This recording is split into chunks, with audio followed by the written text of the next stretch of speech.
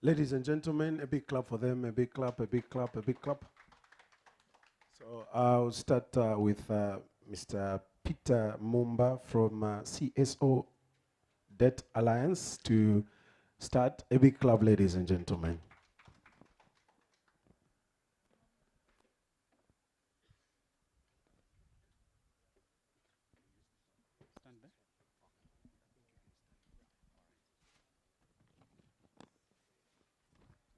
Good morning, everyone. Good morning, everyone. Okay, that's slightly better. So I think my task this morning is very easy. Mine is just to obviously read the press statement that is culminating from the discussions that we had yesterday through to what we are about to have this morning. So I'll just basically go ahead and read the press release on behalf of the Data Alliance and other organizations that were present yesterday.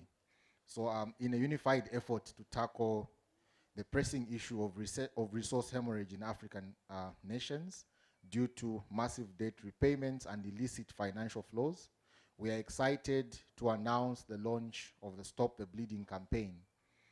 We believe this initiative, which has obviously already been launched in Tanzania, Uganda, Cameroon, and Malawi during this year's National Africa Conference on Debt and Development, AFCOD meetings, seeks to ensure that our resources are reclaimed and utilized for national development. We are also aware that achieving the sustainable development goals remains precarious as long as illicit financial flows continue to drain the essential resources needed for human rights and sustainable development in Africa. According to the United Nations Conference on Trade and Development, countries with high levels of illicit financial flows spend slightly less on critical sectors such as health, education, and social protection compared to countries with lower levels of illicit financial flows. So this depletion of the tax base and resulting discouragement of public and private investment tend to hinder economic growth and sustainable development. Therefore, it is imperative that Africa adopts innovative methods to mobilize resources and external private capital whilst at the same time combating illicit financial flows. Effectively, curbing illicit financial flows could ensure an estimated 90 billion US dollars annually, which is estimated to be about 3.7% of Africa's collective gross domestic product. So specifically for Zambia, the United Nations Commission for Africa reports that 10%, they report a 10% GDP loss annually due to corporate tax evasion, and with a specific focus on corporate trade misinvoicing, which is accounting for about 65% of all incidents in Africa. So the recent findings also by the the FIC, the Financial Intelligence Center, I think these were published some 2 weeks ago, also show an estimated outflow of about 61 billion kwacha in Q1 of 2024, to suspected illicit financial flows alone, in the form of tax evasion and tax avoidance as well. Actually, this follows from the 56.5 billion in the previous quarter, which is Q4 of 2023. I must state that the significance of these leakages is sufficient to cover Zambia's current drought-induced financing gap of only 22 billion, which we are obviously seeking support from IMF and other cooperating partners. Furthermore, collectively, the cost of servicing debt in Africa in 2024 is equally projected to rise to around 74 billion US dollars, compared to only 17 billion as at 2010. This is basically about just a few years ago. So this is due to the mounting debt crisis, and what it has led to is African countries losing approximately a decade of development progress. So what this means is that we have been pushed back in terms of development progress by almost 10 years. So debt service now averages around 10.6 of Africa's collective GDP, compared to 6% of spending on health. Highly indebted African countries face stark trade-offs between servicing expensive debt and supporting, the growing development needs that they obviously face, and obviously stabilizing their domestic currencies. So the Stop the Bleeding campaign is perceived to be a significant step towards halting the hemorrhage of resources that undermine economic stability and growth in the African continent. This campaign also advocates for the respect of social, economic, and cultural rights, whilst promoting sustainable and inclusive development. The campaign also aims to increase awareness among stakeholders about debt and development issues, including the intersection of debt, development, and gender justice, as discussed in yesterday's gathering. Therefore, by fostering greater understanding, we aim to build a coalition of informed and motivated stakeholders ready to drive the change that we need. Furthermore, the campaign seeks to promote dialogue among stakeholders to develop and advocate for gender-responsive policies and strategies for sustainable and inclusive development. It is therefore crucial that our policies consider the needs and rights of all, meaning the needs and rights of all, both the marginalized and those that are privileged, especially women and other marginalized communities that are often and most affected by economic inequalities such as debt and illicit financial flows. The campaign will also raise awareness and fight against resource hemorrhage due to debt repayments. This includes advocating for greater transparency and accountability in the management of our public resources, whilst ensuring that the borrowed funds are obviously effectively used for national development in an inclusive manner. The launch of this campaign in Zambia is a clarion of call to action. It aims to rally Zambians, government officials, civil society organizations, the private sector, and other international development partners to work together to stop the outflow of resources from our country and ultimately our continent. United, we can ensure a brighter and more prosperous future and Africa for all. The Stop the Bleeding campaign is therefore a vital initiative that will advance sustainable and inclusive development, prioritizing the needs and rights of women and other marginalized communities.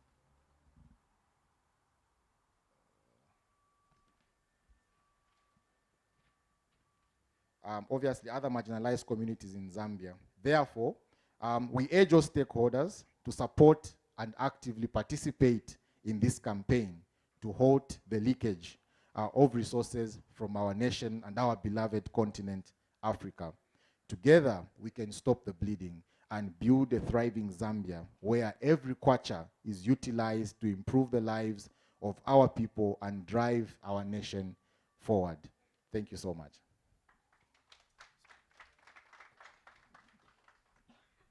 A big clap once more, ladies and gentlemen. A big clap, a big clap. I'm sure I've heard that powerful speech, and this is the moment that we're going to invite some questions. Since how many are there? There are 4.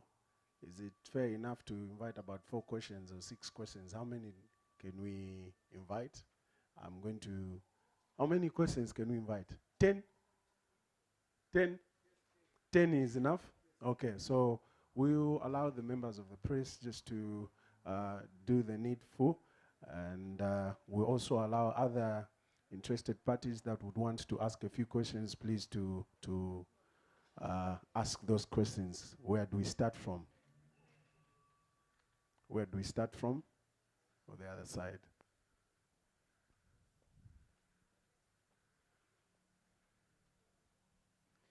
Good morning. My name is Oswald from Prime TV. I'd like to find out the collaborations you're making with especially government, owing to the fact that mostly when we come to such programs, obviously, we do expect to hear a voice from the government as well, and just to hear their views on the matter and what they're doing to address some of those issues which you are raising. Of course, we also do have the Financial Intelligence Center that you mentioned, and some other stakeholders who you ordinarily want to partner with where the government is concerned. So what kind of partnerships do you have with government in terms of addressing this issue? Thanks.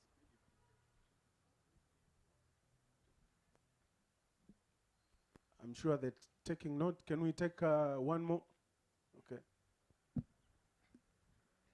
Thank you. My name is Francis from Lusaka Radio. In your view, do you think we have effective strategies aimed at dealing with debt in Zambia? If not, which ones would you propose? I submit. One more, then they'll be able to answer them, three of them at once.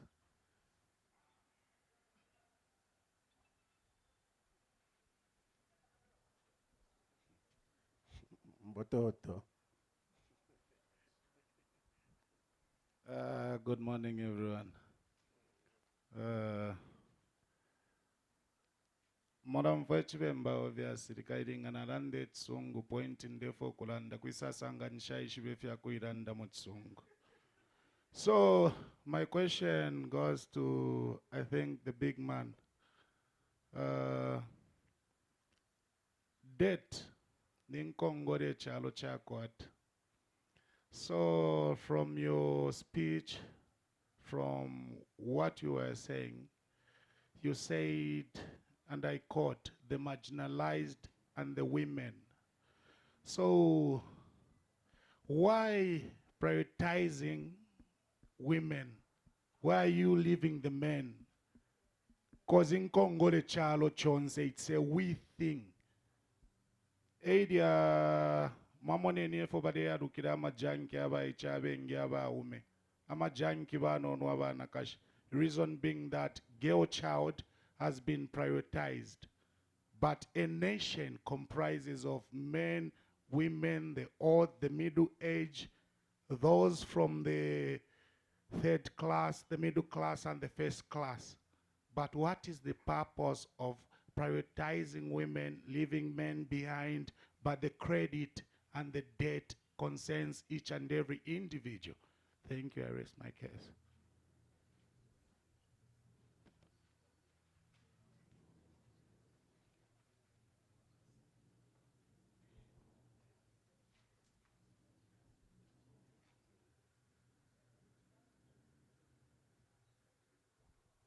All right. Thank you so much. I think those are very interesting and tough questions. I think I have a very informed panel that is going to assist me. Maybe let me try to just answer some of them. I think beginning with the first one, some of the collaborations that we are doing with government. Actually, I think we did reach out to government as well so that we don't speak alone, but they could be busy. Who knows what they're up to, but we did reach out to them. But we haven't been doing our work alone, especially that this is an alliance. So we have an inclusive alliance that includes a lot of other organizations. We are not talking as secretariat alone, so we have other organizations on board, actually about 36 other CSOs on board. So we are speaking a collective voice. So in terms of collaborations we have with government, I think some of the latest ones, we have signed an MOU with National Assembly that hopes to smoothen the kind of work that we do.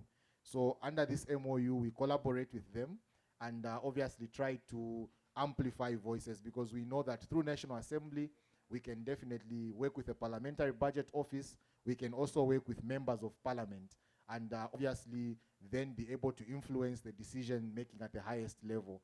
Although this MOU is quite new, we hope to strengthen our working relationships with all the stakeholders that are involved.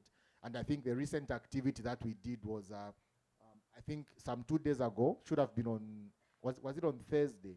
No, on Wednesday actually. We appeared before the parliamentary committee on, it should have been on the budget committee, the budget and planning committee, just making a reaction to the special audit report on debt. I'm sure you are familiar with the special audit report on debt that the Auditor General's office published, which flags a lot of sensitive issues. And we thought it would be quite important not to speak alone, but to obviously engage members of parliament, even as we provide our thoughts and share some of our findings on the same. Another engagement or collaboration that we have embarked on is a collaboration with our policymakers. I think we share a good working relationship with the Ministry of Finance. So not that we are working with them by agreeing on whatever that they are doing, but obviously just for them to better hear us. I think we have that kind of relationship with them. And I think our hope is that we can build more partnerships and relationships both with the private sector, with government and other international development partners, so that we can make our work easier. I don't know if anybody from my panel wants to contribute, or I can quickly move to the next one. Okay, let me speak briefly to the other one, then I'll hand over the mic. So I'll leave some of the policies, but in terms of the policies, maybe just I'll speak to one. Policies that we have, that the government has put forward to deal with debt, and those that we have followed closely. I think one of the things that was lacking was a law that will protect and guide the behavior of government in terms of borrowing. And I think government has now started working on the Public Debt Management Act, which helps to control government borrowing. And under the Public Debt Management Act, I think they have an annual borrowing plan, which we closely scrutinize and follow. But as you may know, because of the fact that Zambia is a developing country, and sometimes we are hit with developmental challenges. The annual borrowing plan that was presented to the country last year, that was meant for 2024, it needed to be amended because now we are faced with a drought. We are also faced with other issues that are resulting from the drought, risks of food security, load shedding, and other important things that are confronting the country. So they had to revise the annual borrowing plan. So you see, even in as much as we are following it closely, under the law, it does give that way for government to revise in case of an emergency such as the one that was declared. So those are some of the issues that we have been following, and of course, some of the risks. Then lastly, let me speak to what our comrade Mbototo actually brought up. Very, very important and very, very key. Indeed, debt affects everyone, not only women, not only girls, but everyone. And because of the challenges we're facing as a country, you see so many junkies who are actually males, boys. But I think what we are trying to bring out is the fact that I think, in the debt contraction process, as people are accumulating debt, as people are, borrowing these funds, I think there has been a situation where it's not gender sensitive, because I think even in as much as you are right that debt affects everyone, the implications are felt differently by, men and women. For instance, I think yesterday we did mention that, in Zambia, for example, most of the loans that we have gotten have been focused on infrastructure development, and also and have also been focused on agriculture. But if you take a close look at infrastructure development, you realize that as government gets a Eurobond to build a road, for example, in the short term, most of the people that will be employed as they are building that road, most of them are men, because of the way society looks at women. They think a woman can't carry a wheelbarrow. They think a woman can't handle an impactor. So most of the time they employ men, and women just come to sell fritters by the roadside. They sell Max School, they sell water, others even bring in Shima. But those that are getting the bigger chunk are obviously men. And then also you find that places where most of the roads are built, they are obviously linking main industries to big cities like Lusaka. You hardly find government getting a loan to obviously construct a road maybe from an area where there are small-scale farmers, largely dominated by women, to bring it to Lusaka, because they'll say it's not economically viable. So usually they'll get loans for those big roads that, if you look at the people that they benefit the most, they don't necessarily or directly, especially in the short term, benefit women. Agriculture also, the focus on agriculture, for example, has been on farm blocks. But if you look at the agriculture sector, you find that most of the people that are small-scale farmers there are women. 50% of the population in there are women, and they produce the most food. But you find that the challenges that they face, these women are not even the owners of the land. And sometimes if they are the owners, sometimes, there's that gender aspect that comes in, especially if the husband is around, especially if the brother is around, the father is around. You see that even if they make money, they don't seem to have ultimate control over those resources compared to how the male counterparts will obviously benefit from the same. So those are some of the gendered aspects that we felt that even in as much as we realize that debt affects everyone, but we should also be sensitive to some of these, so that even as we are perhaps maybe getting loans, we also amplify the gender voices, in some of the debts that we are raising, to say, okay, perhaps even as we get a loan for the road construction, let us say, okay, maybe 40% of the people that work on this road should be women. Or maybe you say, even as we get a loan for agriculture, it's targeted towards empowering everyone, but maybe 30% entirely should be women so that we can also empower them. Those are just some of the examples, yeah.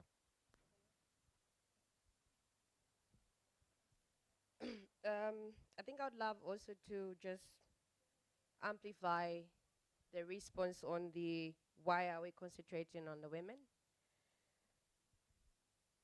First of all, if we look at some of the measures that are there when it comes to what government needs to do with the debt issues, some of the hostility measures will be cutting costs on social protection or social spending in itself. And when we talk about social spending, we are talking about cutting costs or expenditure on sectors such as health and education. And we know that these are sectors, especially health, that affect the women the most. When there's COVID, it's the woman that sits on the bedside if the man is sick. When there's cholera, it's still the woman that sits on the bedside when the child is sick, when the husband is sick, when the brother is sick. So these are the people that suffer the most in every disaster. And the more that we have these cuts because our taxpayers' money, instead of going to social spending, is going to repay our debt, is affecting the woman the most. And because of this, we see that our economy may not be as healthy as we want it to be, because the woman, instead of investing her time in probably getting some effort in her business, will be there sitting in a hospital. And I think that in itself, looking at the fact that we may need to reduce on our social spending, and also the fact that some of our things in health, for example, the ARVs and a few others, they speak of social cash transfer. Majority of these beneficiaries are women, and yet these two sectors or these two benefits are coming from donor-funded money. So if we have our own money rather than paying it to debt, this will be a sustainable initiative by our government, benefiting even better to our women. Thank you.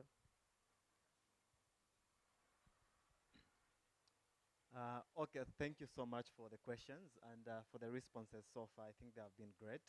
I just wanted to speak to, in terms of the partnerships.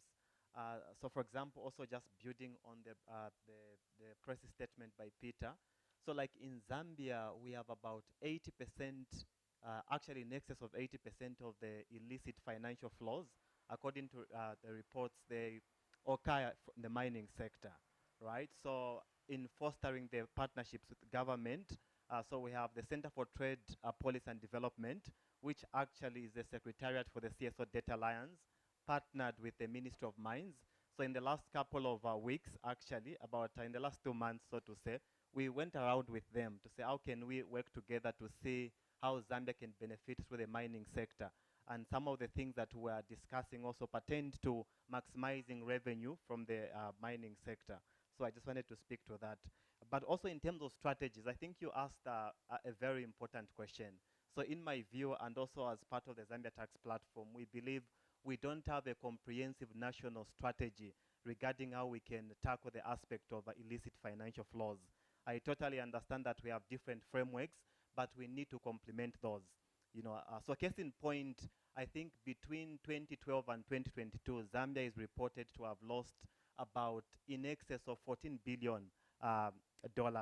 But if you look at that money, I think Peter, who coordinates the CSO Data Alliance, will tell you that it's about the same amount of total public debt that the government, Zambia was owing as of 2022. So you see, it's still a big problem that we have. But also in terms of challenges that we face, you know, I think I tend to think about it in terms of like our colleague who was giving us a poem. I think that was very insightful. If we want to stop the bleeding, the question we're asking ourselves is, where is the blood actually flowing to? So these illicit, we call them illicit financial flows, the resources are going to developed countries, right? So we have the European countries and also other Western countries who are already developed. So the finances are going there.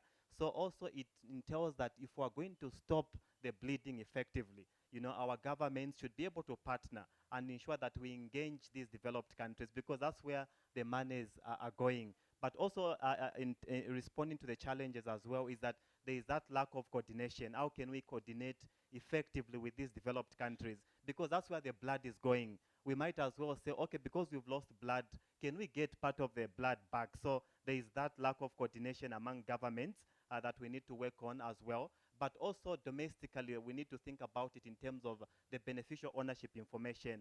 I think up to date in Zambia, and it's something that we have been calling out for, we lack a comprehensive national beneficial ownership register. That because we need to ascertain the companies that we have in the mining sector, what are they doing, what are they exporting, how much money they are making, but also who owns the same companies. I think that information is lacking comprehensively. You know, I know government has been making strides, but I believe we can still do more. So I think explicitly I would say we need a very comprehensive national strategy to make sure that we can stop the bleeding indeed. And that's why I think this campaign has been launched so that we can engage government. We have been engaging them, but also other partners.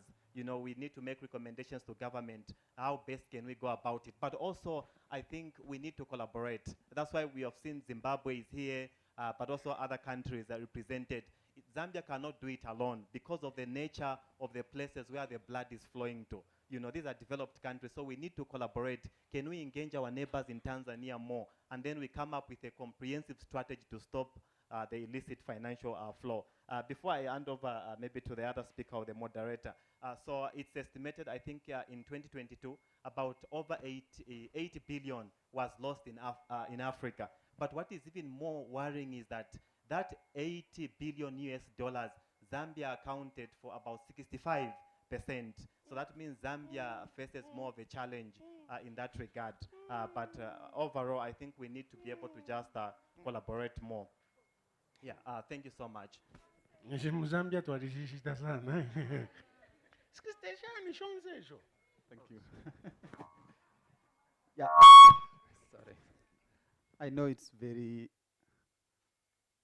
It's something that we shouldn't even speak about, you know, because when a country loses a lot of money, it means there are services that are not going to be rendered to citizens.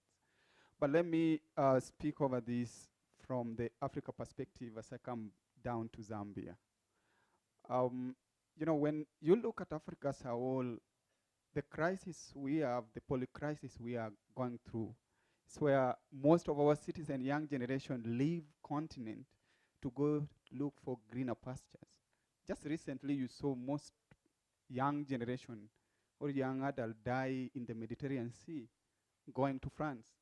Not because they wanted to go there, but because there is no clear strategy that have been put place for them to get jobs, to earn income. This comes or it trickle down to the fact that resources are being misused. And I have to agree with what my colleague has said, that we need a coordinated approach.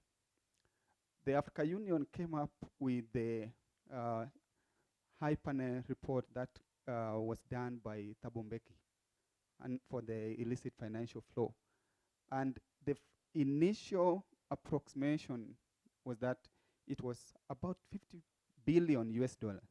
But on the recent report that was done by UNCTAD, they got it to be like 89, 90 billion. So you can see the increment in terms of the illicit financial flow from Africa. And McHugh know that most of the Africa countries are not able to provide budget as per the protocol. For example, when we talk about agriculture, we are supposed to give at least 10%. When we talk about health, at least 15% of our GDP. But this is not happening because I'm very sure even here in Zambia, if you look at the budgetary allocation to health, I doubt whether it's even going beyond 6%. It's very low. And that should tell you that the resources that should help us to develop our economies are not being used appropriately. And do you know where they are going to? Like my colleague said, they go to developed countries. I remember one time when we were with the German government officials, the members of parliament, I asked one of them, like, if you are talking about illicit financial flow, but this money comes from us to your countries, what are you doing to make sure we get this money back? Because once that money goes to your countries, you treat it as a clean money, you know. And again, you say there's data protection. You can't give us information regarding who owns those resources. And I think it's good that as we are going to speak about this, the European Union are also trying to make sure that they bring the resources back home. But the problem is that some of our politicians who take the same amount of money out of our countries are the same people who are trying to make sure that we don't get the resources. I think power belongs to the people. That's the reality. And the first thing that we need to do is to have the coordinated approach within the CSOs, within the stakeholders who can push for some of this agenda. If you look at your constitution, if you look at the public finance management of Zambia, you will realize, if I'm not wrong, the place that gives the finance minister opportunity to borrow and then report to the parliament. I don't know whether it makes sense. But that shouldn't happen because according to the SADC debt to GDP, not debt to GDP, but according to SADC convergence criteria on debt, it shouldn't go beyond 60%. But you'll realize that when you put these countries together, it will go beyond, not because you want it to go beyond 60% in terms of debt to GDP, but because there is no enough resources that is going to finance your economy. So you borrow in extra. And you know, like my brother said, we are not saying that it's all about women and children. But there is a say that whenever war is there, women and children are affected most. And here we're talking about the war of economy, whereby when the per capita income of a generation goes down, for example, you as a man, if today you are earning $100 and tomorrow go and increase tax to pay the debt, you'll realize your $100 will be reduced to like $50, right? Then it means you are not going to be able to provide for your family, your children, and do you know what happens? It means your family is not going to be able to get the basic needs. And who are your family? The children and the wife. So that is what we are trying to say, that trickle-down negative effect is very important to be brought up in a way that we have to see the reality, the practical reality of how debt is affecting us. And it's not just about debt, but we have to relate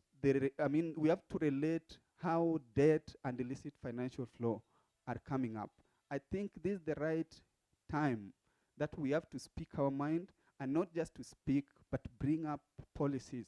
I like what Peter has said in terms of the way they coordinate with the members of parliament.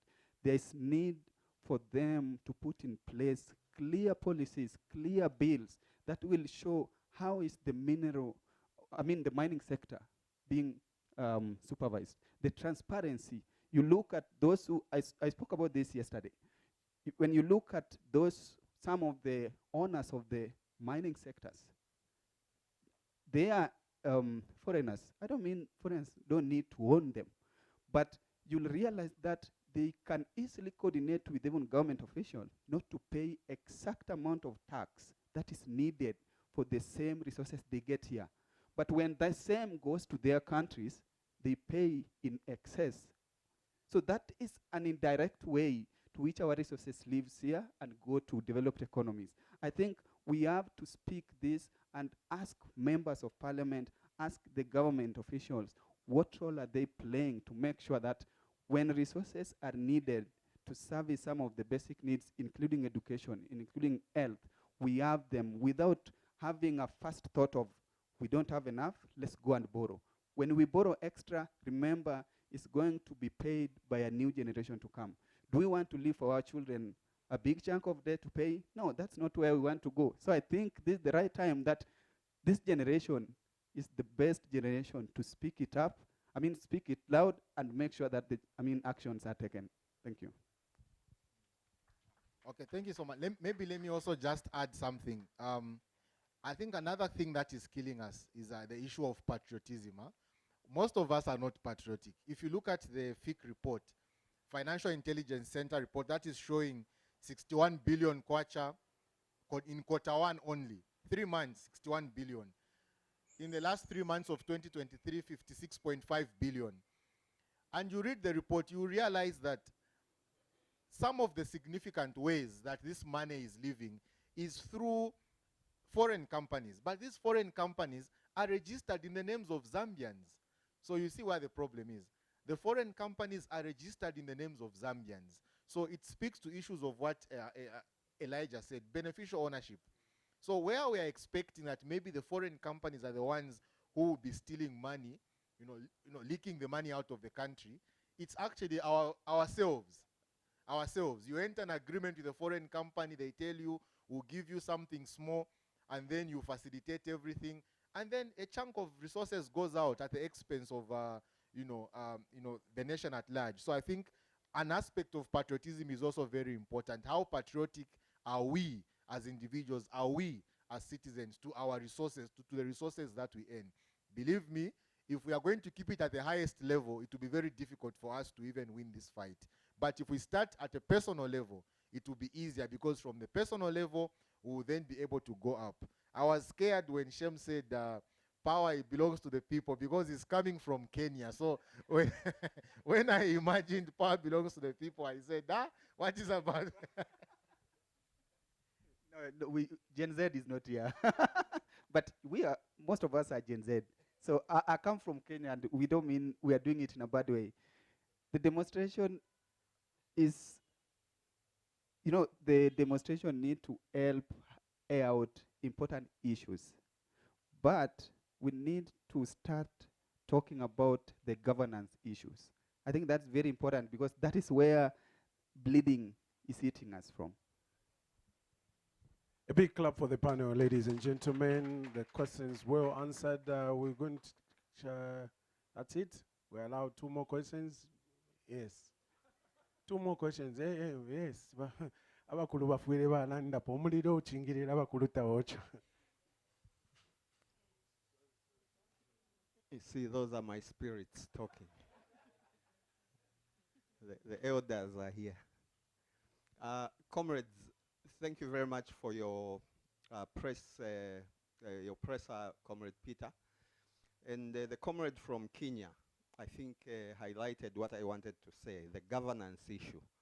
I think we cannot run away from the fact that the debt situation in Zambia and across the continent is due to bad leadership. There is no 2 ways about it. So my worry, or my question really, is how are we going to bring it down to the citizens? I know that there is a cooperation between the alliance and government, though government is not here, which is obvious. They are always not here. They are always busy for such. And that is where the problem begins, because they are the perpetrators of the problem. So how is the alliance going to bring it down to the voter? Because debt is an election issue. And corruption, all the good governance that my Kenyan brother talked about, they all stem from the people that we put in office. And for 5 years, we'll be waiting. And I think the brothers and sisters from Kenya showed us that sometimes we don't have to wait. So all these, the financial, the illicit flows that are being recorded, what are the young people doing about this? Okay, are they waiting for Michael Zulu to come and protest? We have a situation where our young generation, unfortunately, is praising the people that are stealing from the public. They are the heroes of today. So how are we bringing this issue down to the ballot, to the voter? Because it all comes down to the voter. Thank you, comrade.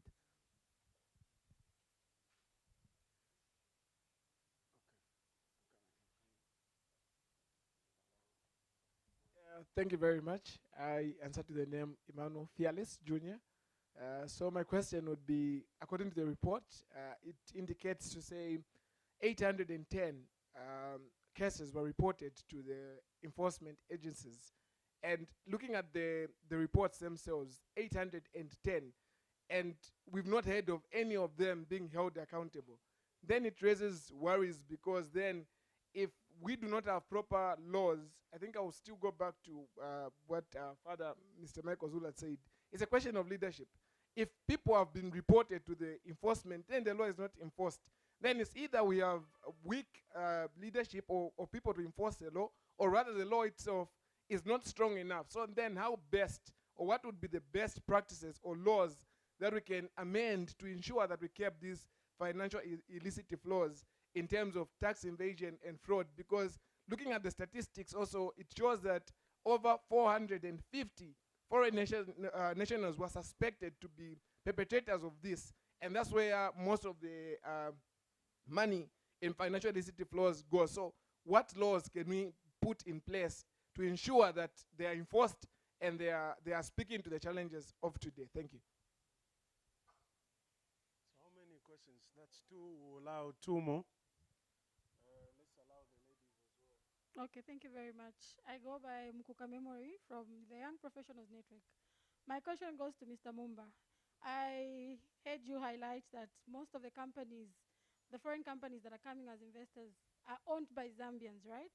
I heard you say that, registered under Zambian names. But don't you think that is the case because they don't feel secured here in Zambia? Their money is not secure, so they decide to keep it outside. And we're also allowing the flows to be illicitly flowing because of the same. Like, if I don't feel secure in my own country, why am I keeping my money in there? I'll obviously take it where it's more secure, where it's more profitable for me. That's my question. Thank you. One more here.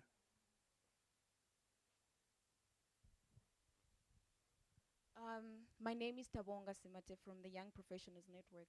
Sir, you mentioned that we are expecting a rise in debt from what we previously had in 2010. My question is, do we have specific strategies that have been put in place to combat that? Or maybe we are still relying on the policies that we are putting in place to restructure? Or maybe there are specific strategies to combat that? Thank you. Good afternoon. I'm Daka Edwin. My question is, or my view, we're living in an age where the current government or officials in government prefer not to pay what they borrow, but shovel it to the future generation who are us, and yet celebrate the borrowing, and they want us to participate in the borrowing. In as much as we do not produce anything as a country, then continue allow our mineral resources to leave this land only to retain salaries for the workers. As a nation, we'll continue borrowing. So my question is, as a consortium, how much are you doing to sensitize the citizens so that we take part in tracking this debt? Personally, I don't trust politicians. Politicians are liars, and I'm not apologetic about that. They'll continue lying. A politician will continue lying and they'll continue telling us lies. They are borrowing today, they borrowed yesterday, but they are not coming out to tell us the truth. So how much sensitization, or how much are you doing to see to it that whatever is being borrowed is being tracked and used accordingly? Than it was chinjana mamotoka na briefcase, no tumandram outside the country.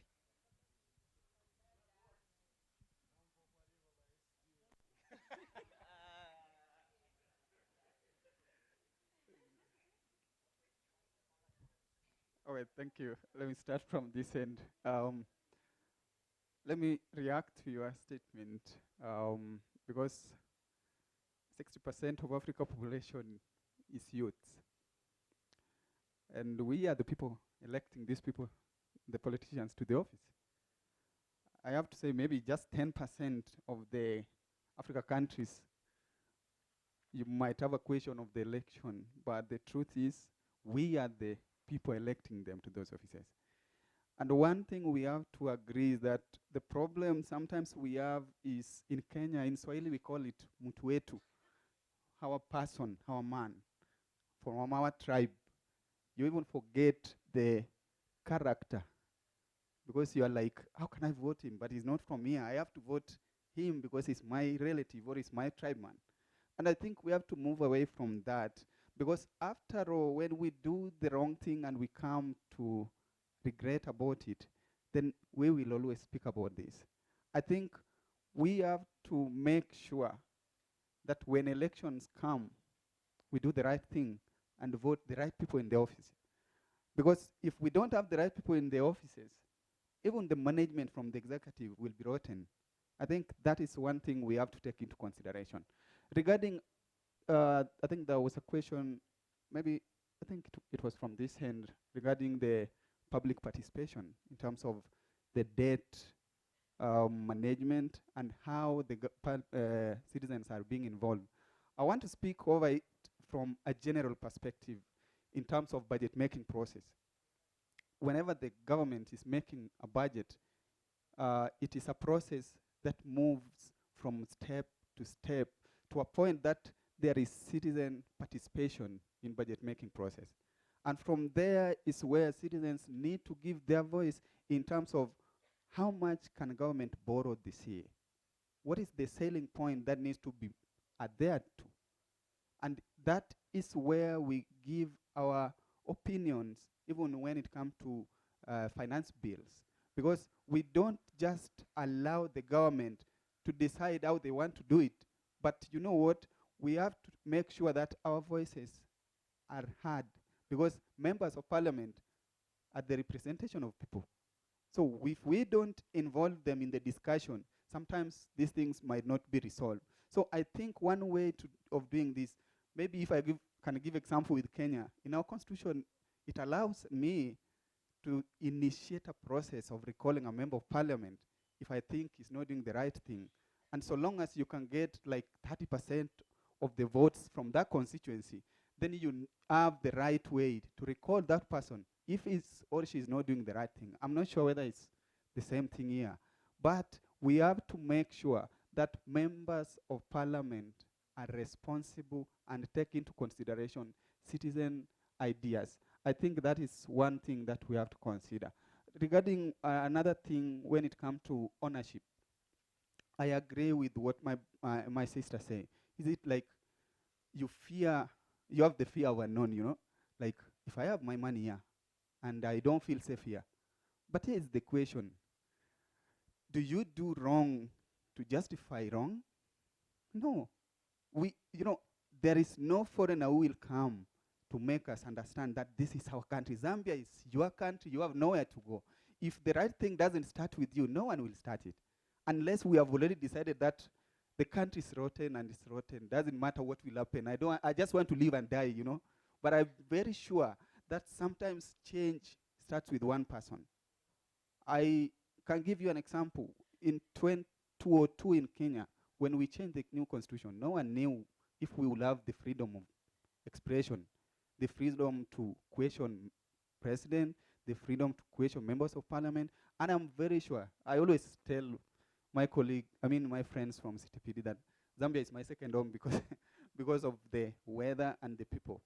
I'm very sure that you have every right to do the right thing by not involving a foreigner to register a company under your name so that you can take money out of Zambia. I can tell you one thing very practically. When you take money out of Zambia and is not taxed, there is a child somewhere who is not going to school because you have stolen tax. There is a mother somewhere dying in hospital because there is lack of medicine because government cannot provide. When all this happens and there is another child somewhere not able to go to school, then the rate of insecurity will increase. Do you know what will happen? You will start to question the government. That's where we come up and say, but we always pay tax. The government cannot protect us. Why? It is a trickle-down negative actions that we have to speak out. If we have to speak about the bleeding initiative, then we have to know that it's not just tax debt alone, but it starts with even domestic resource mobilization that is related even to the governance issue. Thank you. I think Sachem was very comprehensive.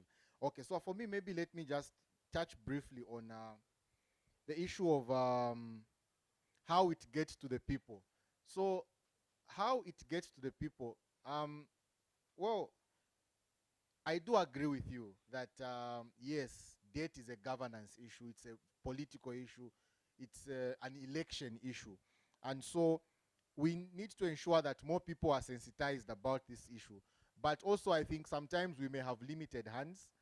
We have tried to do radio programs, we have tried to do TV, yeah, but I think that's why we need more hands, and especially people with influence, like, yes, like yourselves, people with influence, people that have followership, you know, people that, the creatives, for example. I think we have decided to build strong relationships with the creatives because we know there are so many people that are following you. There are so many people that you are influencing, and we feel if you can perhaps maybe share some of the content that we have, they will be able to listen to you. They will be able to say, okay, Mbototo said this.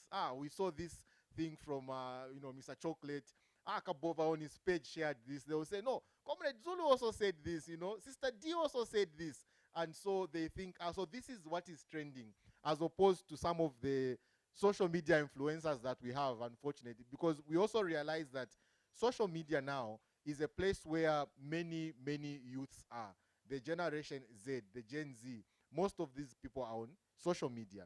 They are following Facebook, they are on TikTok, they are on also Twitter, which is now X, all sorts of social media platforms. And so we feel they may not have the chance to listen to radio, they may not have the chance to buy a newspaper. So sometimes we tend to engage with people like you, influencers, so that at least you can share this information, and hopefully the people out there can be able to listen. But beyond that, we are also doing some community sensitization campaign programs where we are partnering with institutions and CSOs that have that community presence in the communities, going to Chawama, going to Kanyama. Sometimes we are even going outside Lusaka, where we are going to the Copper Belt.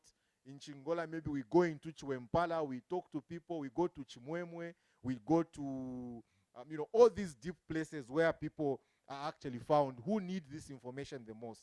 I think only then will we then be able to ensure that we enhance their participation even in the budget process, which is very important, which also speaks to issues of tracking how debt is being used. Because believe me, many people thought, because of politicians, like my brother behind there said, many people thought when we start debt restructuring or we restructure this debt, then now milk will be flowing in the streets of Lusaka.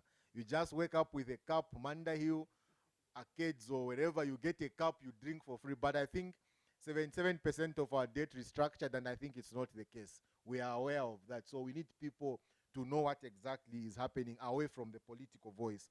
Then I think another thing that I'll speak to is the issue of enforcement. My comrade Michael was right here, where he spoke about 810 cases being flagged by the Auditor General's report. If you look at the parliamentary, is it the parliamentary account, the PAC, Parliamentary Accounting Committee, yeah, you realize that yes, they do know some of these things.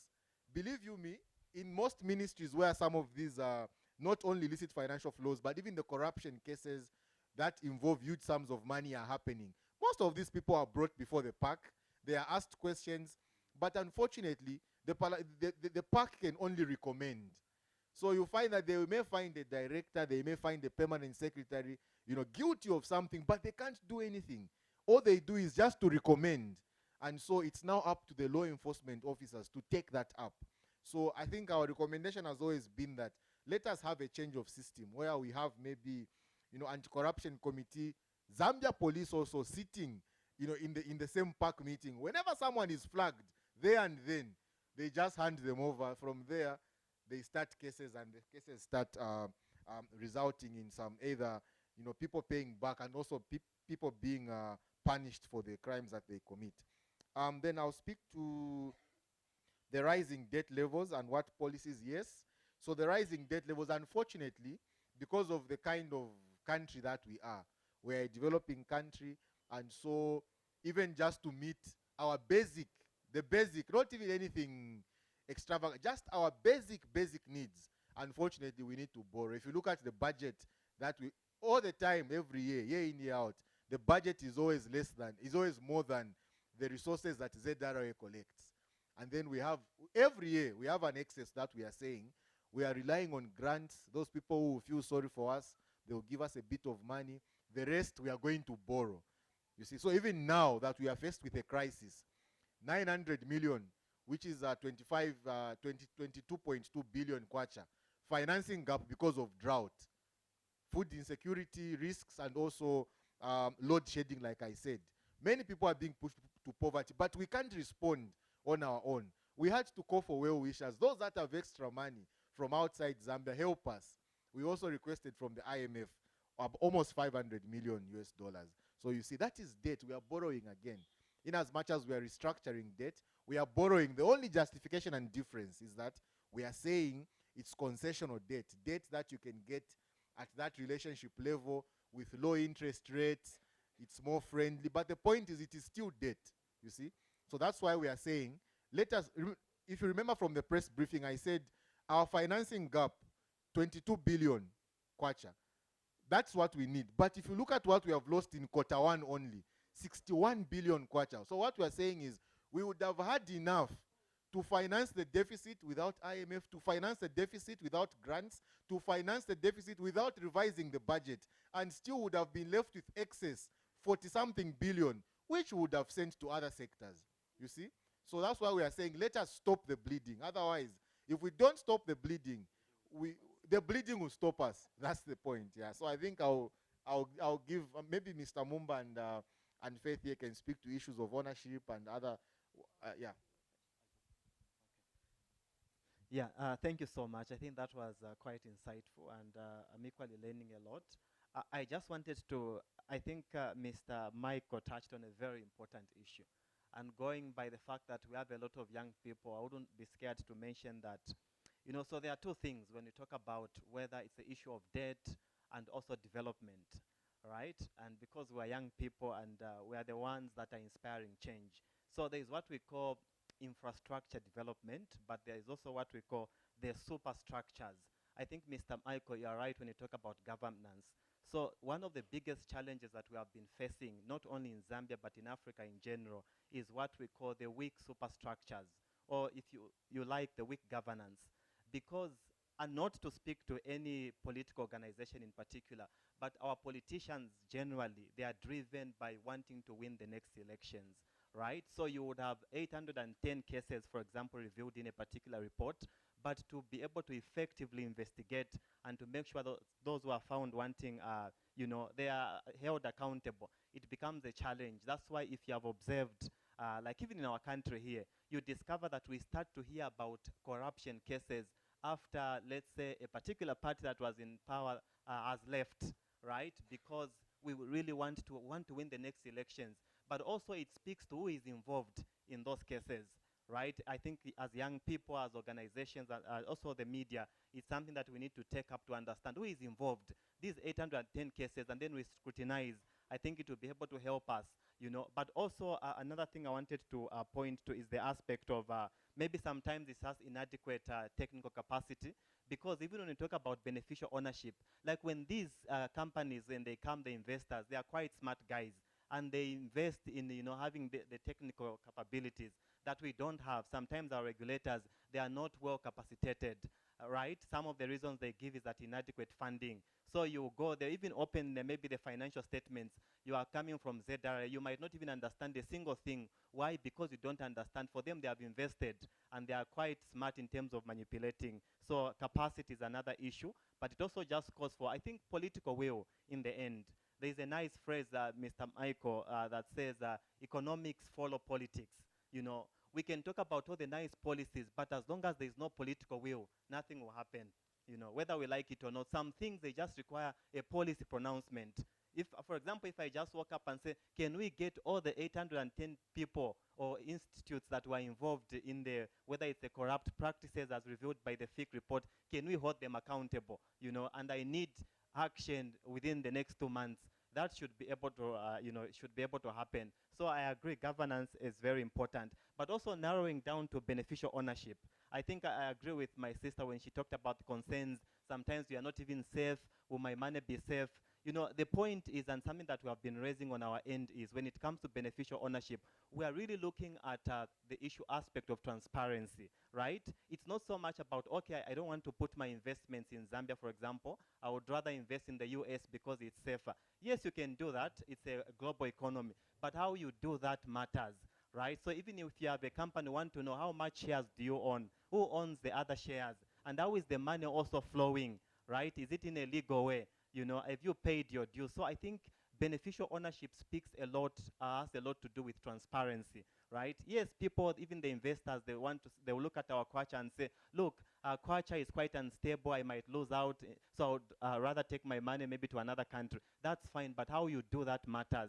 Can you do that in a transparent way? Can we know that, okay, if we have this Zambian company, who owns 10% of the shares, 20% of the shares?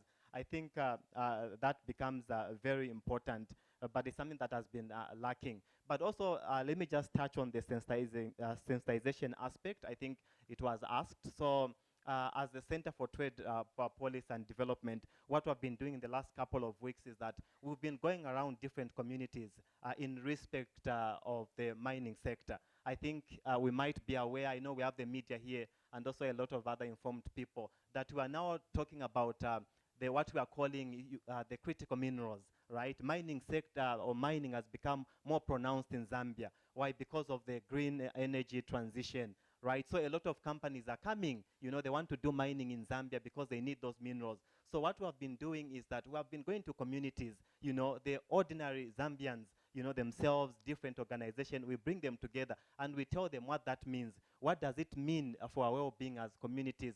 But also, what are some of the challenges? And then we also enlighten them about what are the potential benefits. So I think we've done a lot of that in terms of engaging the communities. But also, Peter, you might not have highlighted, there has even been moments when it comes to the issues of debt where we have even engaged, even using our local languages. I think I loved how our colleague was able to speak using one of our local languages. It's something that we have attempted to do so that the ordinary citizens can know about debt, because sometimes when we're using this English and the technical words, you know, they struggle to understand what it means. So I think we have attempted to be able to just break down the aspects of debt. What does it mean for an ordinary Zambian? And it's something that we'll keep pushing forward. And also it has informed the launch that we're doing today so that we can engage more. But also, I think in conclusion, it also just calls for collaboration. Can we collaborate more? I know we have our colleagues from the creative industry, we have the media, so that we can be able to push the narrative and you know, just hold our government to account, right? So we're talking about the 810 cases. It's something that we can write about on our end as the Center for Trade Policy and Development, Zambia Tax Platform, and also the CSO Data Alliance. We have what we call the opinion pieces that we write. So we are constantly writing about some of these issues, right? Because we want to hold our government accountable. But not only are we holding them accountable, but we also want to suggest some of the solutions to the challenges that we are facing, whether it pertains to taxation, whether it's public debt, because what we try to avoid is that government, we are not enemies, and we don't want government to see us as always being on their neck, that we're just criticizing them. But what we want the partnership to be, you know, beneficial, that we can call them out when they are wrong or they are making mistakes, but we can also provide solutions. And I think some of the ministries, you know, my colleagues would attest to that, have been quite responsive and also welcoming. You know, we have had meaningful engagements because they are willing to listen and also to adopt some of our recommendations. You know, so but it's something that we need to continue pushing and just working together going forward. Just wanted to confirm again to the team that we, as AfroDad, mostly what we do is to deal or to train journalists. In Zambia, I know there are many journalists we are working with. And I just want to ask journalists to also take into consideration their investigative journalism in a way that bring out issues. Sometimes citizens might find it difficult to air it out, but when it comes very strong from the media in terms of what did you get, how did someone bring out the information, is very important. For example, you realize there is a loss of money somewhere, maybe in a ministry. You have heard about the Pandora issues, right?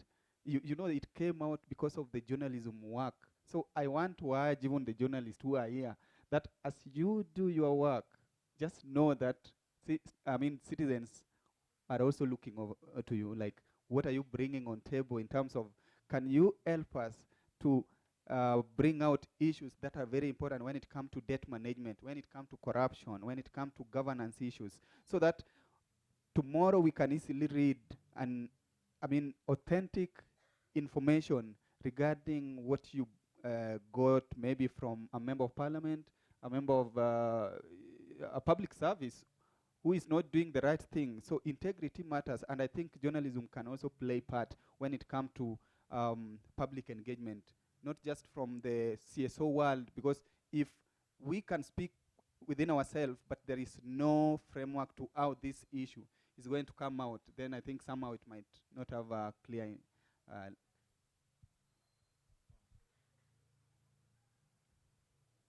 Okay, thank you. I think I just want to say something, especially on the fact, on the question, or is it a comment on the specific strategies to combat some of these.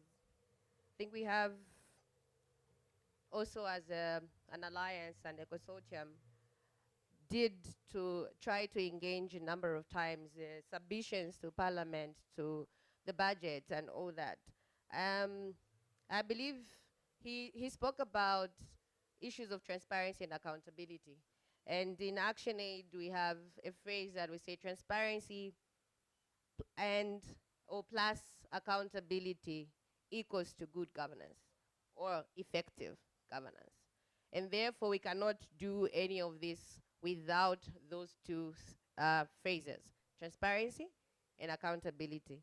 And some of the things that would love to see, I think some of the things that could also help, apart from just even money is going to multinationals, also our we have a challenge of low tax compliance within the country ourselves.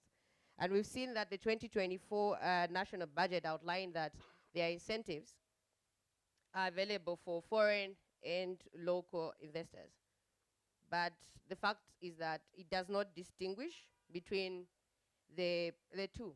It does not distinguish. We've seen that the local investors are actually disadvantaged as opposed to the external investors. And in the current context, we've seen that there's low access to finance, unskilled workforce, of course, and of course, limited access to technology, not forgetting load shedding. That has affected our SMEs greatly. And I'll also add on to say, of course, with the SME sector rapidly growing, in Zambia, of course, informality is still a prevalent issue. And of course, the tax incentives of the small businesses have continued to be insignificant. So what we would love to see are some of the initiatives or some of the strategies is to maximize the tax expenditure targeted at foreign direct investment. And I think that will help us as a country. Also to harmonize some of these taxes, the fees, the permits for SMEs, and we've seen it's not an easy thing for, how many SMEs are here? We have a few. It's something that is a challenge for an SME in Zambia, especially looking at the fees that we have to pay. And because of this, if we see government have at least the turnovers, the withholding taxes, and the income taxes given back to the SMEs, do you think that there will be anything like withholding tax? I doubt it. Because some of these things also, we know that domestic resource mobilization remains a pillar for providing for development needs. And of course, also preserving the fiscal sustainability. So some of those I think would love to see as strategies that government takes on board to ensure that we have also domestic resource mobilization that can contribute to some of these challenges that we're having today. I think that's what I wanted to add. Thank you. 30 seconds. Okay, yeah, we are closing. So for me, I just wanted to also highlight that if you can see the logo here, it's Stop the Bleeding, but there's Africa, right? And in Africa, there's Zambia inside. But do you know that there is also something that is called internal bleeding? Huh?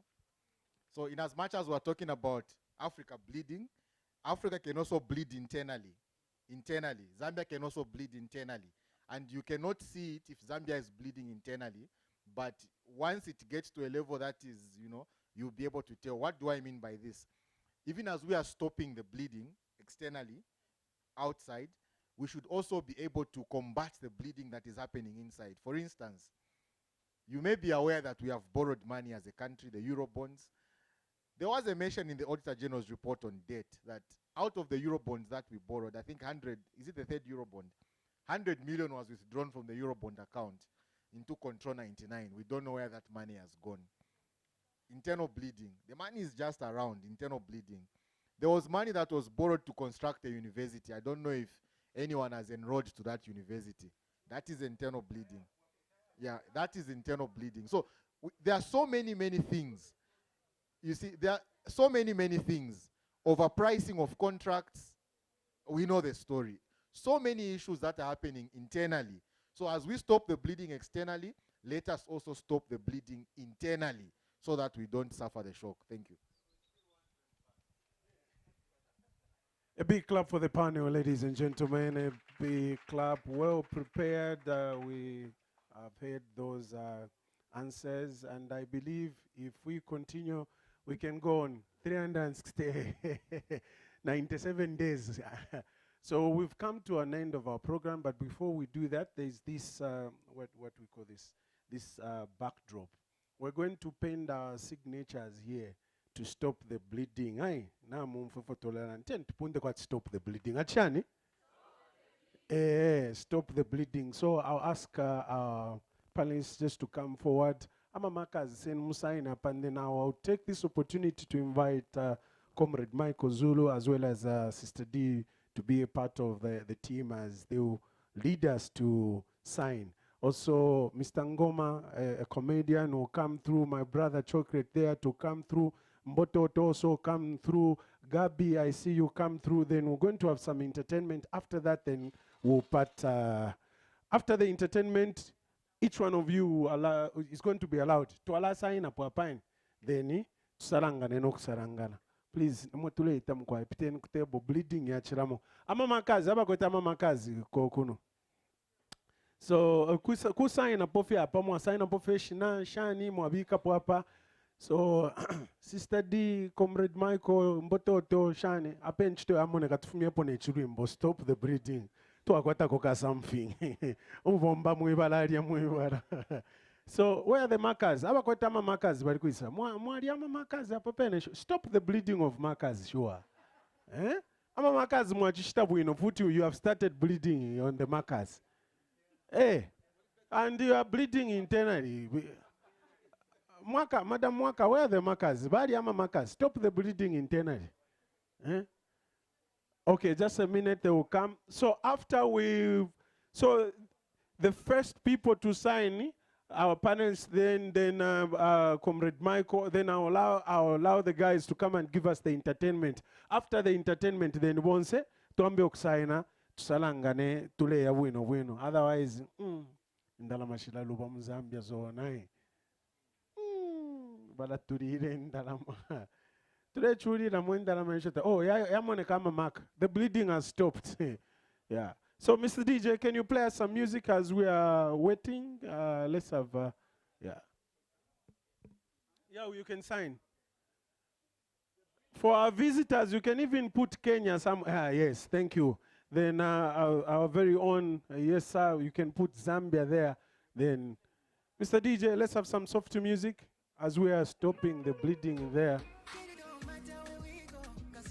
Yeah.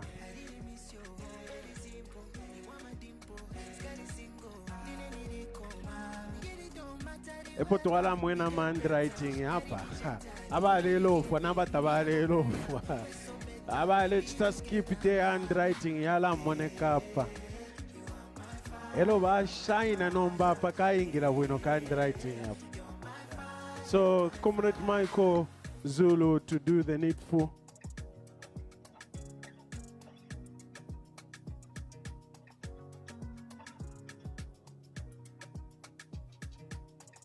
Beautiful. A big clap for them, ladies and gentlemen. A big clap and big clap. We've got Sister D there.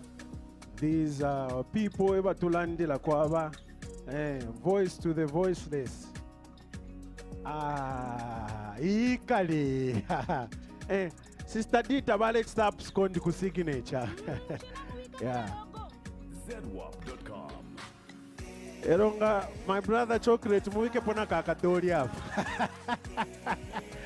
Nice one. So, mbototo na bena.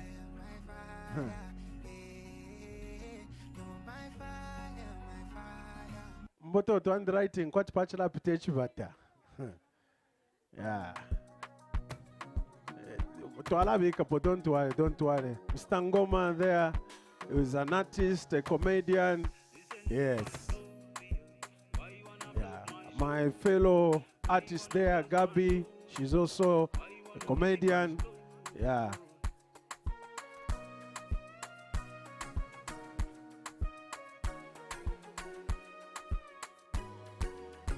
Okay. So I'll allow the people that are standing to take your seats, or after these, then we'll allow the entertainment. After the entertainment, they're going to give us 2 songs, and then just seems iwe. So sign you kuna iwe niwe comedian you.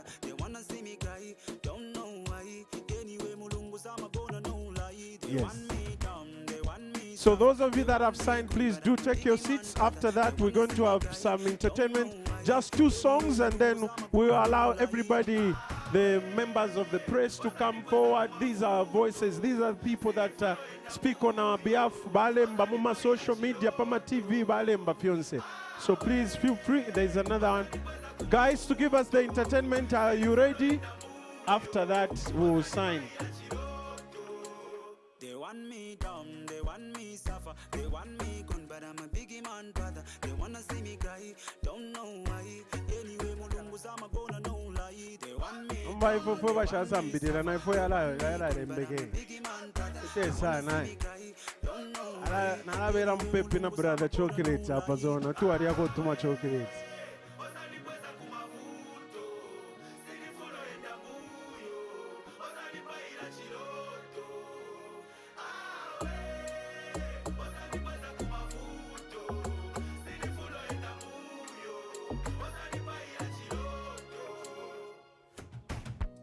So ladies and gentlemen, let's have some entertainment. After some entertainment, 2 songs, and then we'll allow everyone to come and sign. Along at our sign, on a lighter note, I'm paying attention and I'm observing at our sign at our Shimonesha transport. Mlenda panshi. Wonze turefu atu sign up. Mukese mwatu ikaisha tuwa sign fwek. Ngatawa sign at our Foresha transport. So let's have some entertainment. Mr. DJ, we're good to go.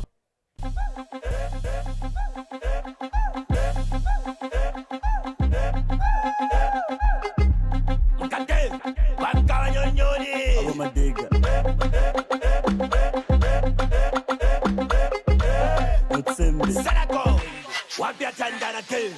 Sabanyori chari la bumbu. Maisa isawa tukatundu. Yeka mpelele mchikundu. Kamukono, wangezeko. Ela aposa koda bwine shaku. Mbeshala pone tepe bantu. Nichongo febadi na yaku. Oh yeah. Shikarichi. Achanda waisa njebele. Ao waisa wachenjebele. Esko tima senkebele. Ina polisi. Wangezeko. Yes, kasongora pesa pesa. Nengina na dayo achensa. Namfumo epusha kapesa. Kamunembe. Shikarichi. Era kanto muitego chite. Nukwisa chirelo na chite. Kuntwa nanjebele chite. Chite chite. Yeah. Nkonko nok nok kunangira. Mumona nakachasero na evira. Tekanyen, sharira. Shikarichi. Makombonya bali bangeri. Makushe bali bangeri. Chabu pyara te bangeri. Okenga iwe. Ina muchidenene. Wana bazambe bebire na bebene. Wanyenga tabarala kuno habene. Itonga. Shikarichi. Chihachi aye toiba. Sesa konga fumo kantobwa. Notela kumolo atota. Atainizi. Bunga atotori ngoma ya totoka. Chilongo mela sike kupopoka. Defoni sheo afyompoka. Ito dumbo. Shikarichi. Yangu mayo tataresa. Efshiri matafika lesa. Walimbala sole lokesila. Taitula. Nansi kafura nulo kapya. Umamuna nishaka meke kapya. Pata na kupata chapwa. Wow yo. Shikarichi. Alo, era, ekomuri. Tanda, pano, itome. family. Seda, T, Fumambul, Tavia, oh, I can say good. Kemunya di mwana wa bene. Ali de mufia ni kwati kameme. Kameme. What? Shikarichi.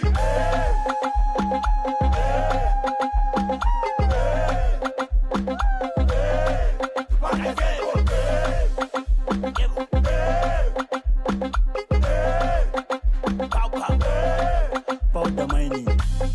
Amud Fawaz. Nexus Music.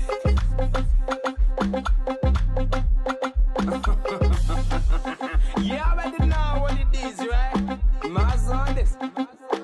This banger is fire. Get your culture, fide.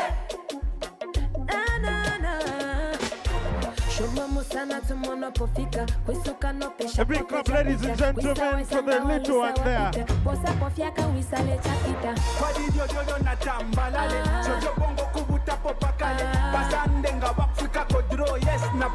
So I'm in control.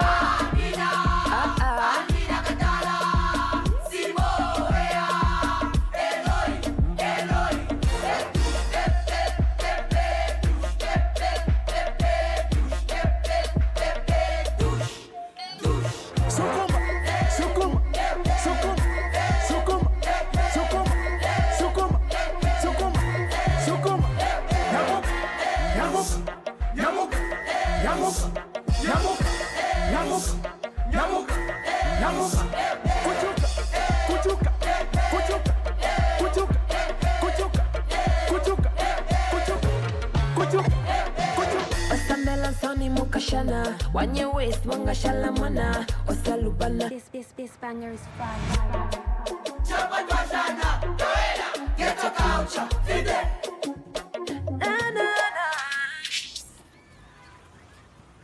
A big clap for them, ladies and gentlemen. A big clap, a big clap. Let's shout, stop the bleeding, Imwe. Yeah, it's the last performance.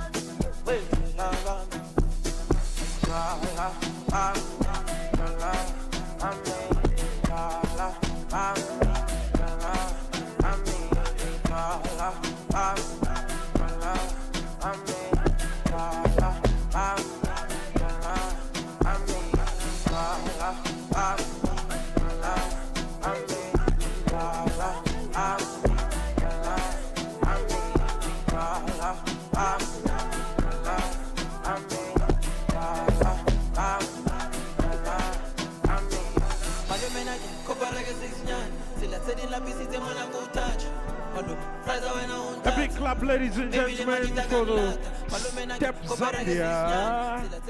Ladies and gentlemen, the DJ will be giving us the music. We'll be playing some nice music. Let's come forward and get to sign. He said to sign here, bye. Also, Ivala ngati Suza saina Suza dialanchi. Yebo, yebo. Stop bleeding. Let's go. Zobu zobu enyimbae. Toya dike, nenu dike. Toya dike, nenu dike. Iye jamara dike ruenu, ekwe chenjigo. Iye jamara dike ruenu, ekwa dagarigo. Omarunga basi, oneme kasi.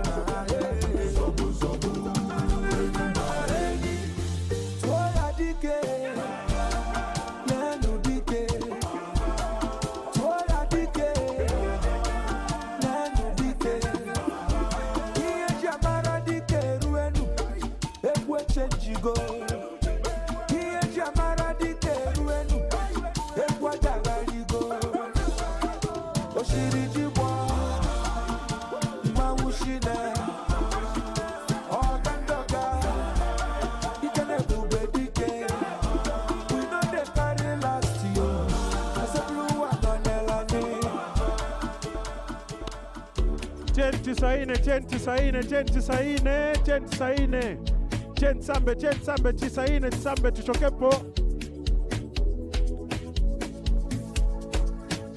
Immunization. Tisaine tuchoke tsambepo. Immunization.